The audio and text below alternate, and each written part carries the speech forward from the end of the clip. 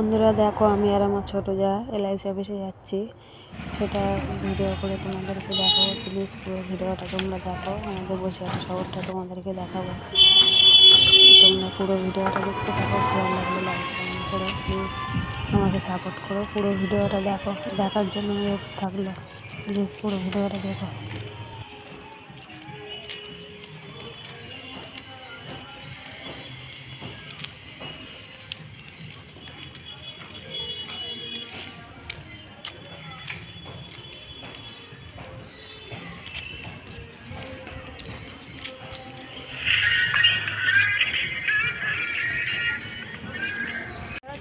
কোন জায়গায় গিয়ে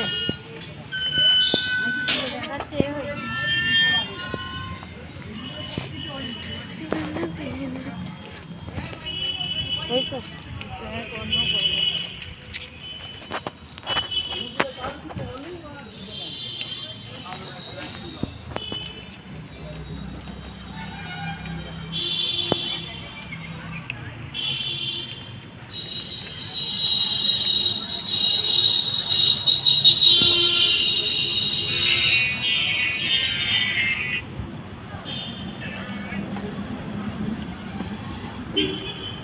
ऐसे तो चला।